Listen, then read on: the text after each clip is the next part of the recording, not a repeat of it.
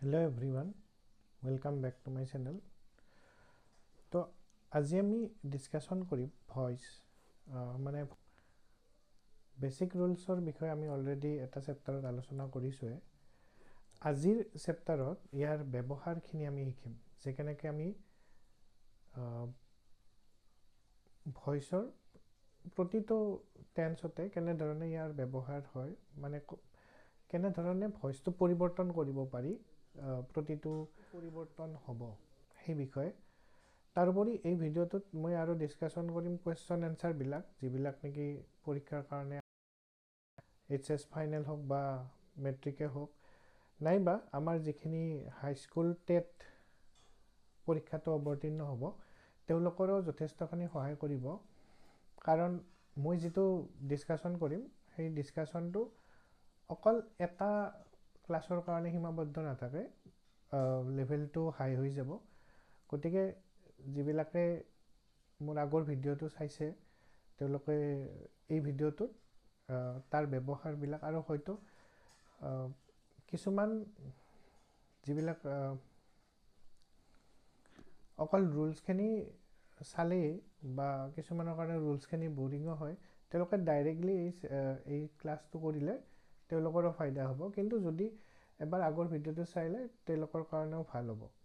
আগৰ ভিডিঅ'টো মই ডেছক্ৰিপশ্যনত দি দিম, তো সেইটো চাব পাৰিব। তাৰপিছত নেক্সট আমাৰ আহে কি যে কেনেকৈ ব্যৱহাৰটো কি হয়। তো ব্যৱহাৰত বিশেষ এটা ডিফাৰেঞ্চ নাহে, কিন্তু কিছু ক্ষেত্ৰত ডিফাৰেঞ্চ আহি যায়। ৰুলছ লৈ কিছুমান সৰু সুৰা বস্তু ইফাল সিফাল হয় সাধাৰণতে। আমাৰ মেইন কথা হ'ল, মই লাষ্ট ক্লাছতো কৈছিলোঁ যে ভইচ যেতিয়া চেঞ্জ কৰিব লাগে বা ভইচ যেতিয়া পৰিৱৰ্তন কৰিব লাগে, সেই সময়ত একদম চবচে ইম্পৰ্টেণ্ট কাম হ'ল আমি তিনিটা বস্তু তাক বিচাৰি উলিয়াব লাগিব।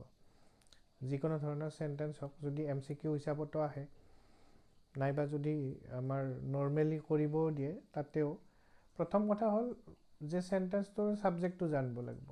ছাবজেক্টটো কেতিয়াবা মই অলৰেডি কৈছোঁ যে 2টা বা 3টা ৱৰ্ডো হ'ব পাৰে, নাইবা বেছি ৱৰ্ডো হৈ যাব পাৰে। তো 2টা বা 3টা ৱৰ্ডৰ বা কেতিয়াবা এটা ৱৰ্ডো হ'ব পাৰে। তো ছাবজেক্ট বা অবজেক্ট তোমাৰ দুয়োটাই শব্দৰ কোনো সীমাবদ্ধতা নাথাকে, কিন্তু ভাৰ্বটো জেনেৰেলি এটা ৱৰ্ডে হয় আৰু কেতিয়াবা অক্সিলাৰী এটা থাকে। যদি অক্সিলাৰীটো থাকে তো টেন্সটো তাতেই শ্ব' হৈ থাকে, আৰু যদি অক্সিলাৰীটো নাথাকে তেতিয়াহ'লে মেইন ভাৰ্বত টেন্সটো শ্ব' কৰিব। এতিয়া প্ৰথম কথা আহে আমাৰ যে আমি যদি চিম্পল প্ৰেজেণ্ট টেন্সৰ কোনোবা এটা বাক্য হয়, তো তাক আমি কেনেধৰণে পৰিৱৰ্তন কৰিম। কৰ্তা কাৰকৰ জেগাত মাত্ৰ কৰ্মকাৰকটোহে চেঞ্জ হ'ব, মানে য'ত কৰ্তাৰ ওপৰত গুৰুত্ব দিয়া যায় তাৰ জেগাত কৰ্মটোকহে গুৰুত্ব দিয়া হ'ব পেছিভ ভইচত। কিন্তু ক'তো আমাক এই কথাটো কোৱা নাই যে তাত ভাৰ্বৰ কিবা পৰিৱৰ্তন হ'ব, মাত্ৰ ৰূপটোৰহে পৰিৱৰ্তন হ'ব। গতিকে ভাৰ্বটো আমি মানে কণ্টিনিউৱাছ ফৰ্মত ৰাখিবই লাগিব। গতিকে আমাৰ কি হয় যে ইয়াতে এই যিটো ING আছে, আমাৰ বহুতে এই ভুলটো কৰে। INGটো আমাৰ কি হ'ব যে INGটো বি ভাৰ্বৰ লগত লগ হৈ সি এক্সট্ৰাকৈ বহিব, মানে বি ভাৰ্বটোৰ লগত ING যোগ হৈ বিং হ'ব, আৰু বিংটো মানে INGটো বিটোই লৈ দিব, মানে বি ভাৰ্বটো নিজে লৈ ল'ব INGটো, আৰু বিৰ লগত ING প্লাছ কৰাৰ লগে লগে ই বিং হৈ গ'ল। Cricket is being. এতিয়া আমি যদি চাওঁ তো INGটো ইয়াতে আহি গ'ল। INGটো ইয়াতে অহাৰ লগে লগে এই যিটো মেইন ভাৰ্ব আছে, মেইন ভাৰ্বটো এতিয়া ফ্ৰী হৈ গ'ল। তো মেইন ভাৰ্বৰ আমি এইবাৰ পাষ্ট পাৰ্টিচিপল ফৰ্ম ব্যৱহাৰ কৰিব পাৰিম।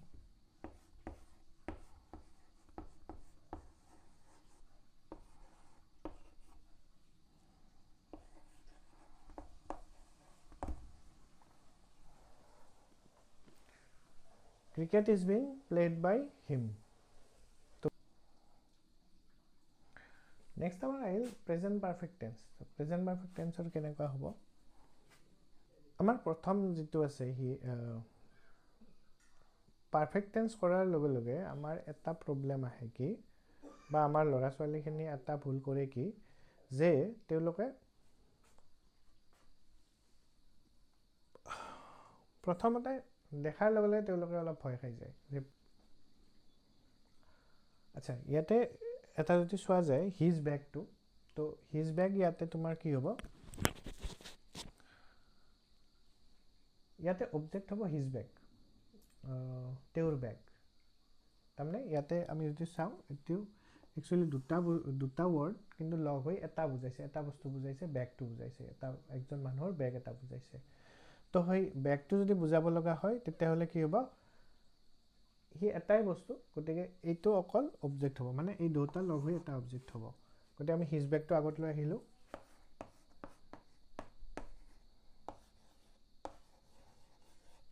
বহুতে এই ভুলটো কৰে কি যে কিছুমানে হিজটো লৈ আহে, কিছুমানে বেগটো লৈ আহে আৰু বাকীটো পিছতে দি দিয়ে। তো সেইটো ভুল যাতে নকৰা। হিজ বেগ ইয়াতে এটা বস্তুৱে বুজাইছে, এটা বেগ বুজাইছে কাৰোবাৰ। আচ্ছা, নেক্সট আমাৰ যিটো ছেকেণ্ড ভুল কৰে সেইটো হ'ল কি, হেজ বা হেভ যদি আমাৰ থাকে, হেজ বা হেভ যদি একদম চিম্পুল কথা, বিশেষ কমপ্লিকেট কৰাৰ দৰকাৰে নাই। হেজ বা হেভ যদি ভইচত থাকে তেতিয়াহ'লে হেজ বা হেভে হ'ব, বেলেগ একোৱে নহয়। আইদাৰ হেজ হ'ব নাইবা হেভ হ'ব, এই দুটাৰ ভিতৰতে এটা হ'ব। তাৰে ভিতৰত আমি চাব লগা কণ্ডিশ্যনটো আছে কি, যে যদি থাৰ্ড পাৰ্চন ছিংগুলাৰ হয় তেতিয়াহ'লে কি হ'ব, হেজ হ'ব। আৰু তাত বাহিৰে বাকী যিবিলাক আছে আই, উই, ইউ, দে, ডেম, যিকোনো বা মানুহৰ নাম, মানুহৰ সমষ্টি যদি বুজাইছে তেতিয়াহ'লে চববিলাকৰ ক্ষেত্ৰতে কি হ'ব, তোমাৰ হেভ হ'ব। আৰু হেজ হ'ব অকল তোমাৰ মানুহৰ নাম হওক বা যিকোনো ছিংগুল এটা থাৰ্ড পাৰ্চন ছিংগুলৰ যিকোনো এটা বস্তু হওক, তো তেনেধৰণৰ বস্তুৰ ক্ষেত্ৰত হেজ হ'ব। তো এইখিনিয়ে কথা। গতিকে ইয়াতে আৰু বেলেগ টেন্স বহুৱাৰ কোনো মাথা মাৰাৰ দৰকাৰে নাই, মানে ইয়াতে হেজ বা হেভে হ'ব। আমি মাত্ৰ এটা বস্তুৱে চোৱা দৰকাৰ, সেইটো হ'ল কি এতিয়া থাৰ্ড পাৰ্চন ছিংগুলাৰ হয় নেকি, সেইটোহে জাষ্ট মাত্ৰ চাব লাগে। তো ইয়াতে যদি চোৱা যায় হিজ বেগ মানে এটা বেগ, তেওঁৰ বেগ, গতিকে ইয়াতে কি থাৰ্ড পাৰ্চন ছিংগুলাৰে হ'ব, বেলেগ কোনো অপশ্যনে নাই ইয়াতে। যদি ইয়াতে বেগছ থাকিল হয় তেতিয়াহ'লে প্লুৰেল হৈ গ'ল হয়, তেতিয়া হেভ হ'ল হয়। তো ইয়াতে থাৰ্ড পাৰ্চন ছিংগুলাৰ হেজ হ'ল। His bag has.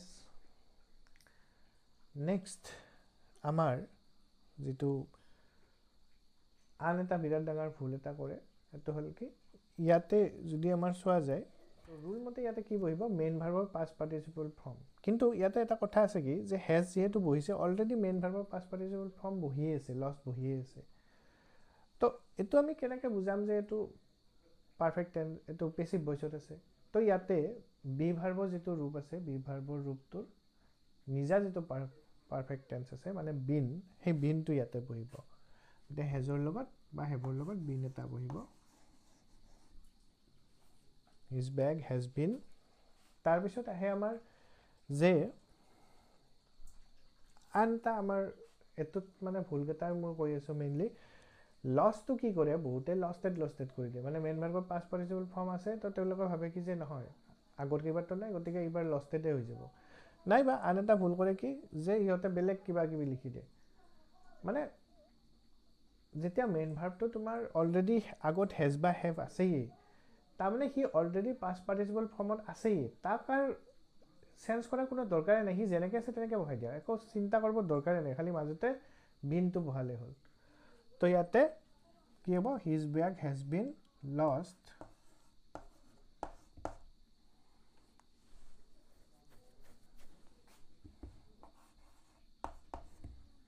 by him.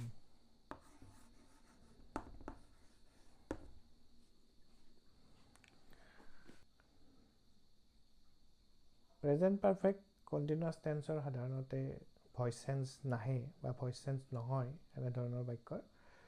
তো নেক্সট আমি পাষ্ট টেন্সৰ ফালে আগবাঢ়োঁ।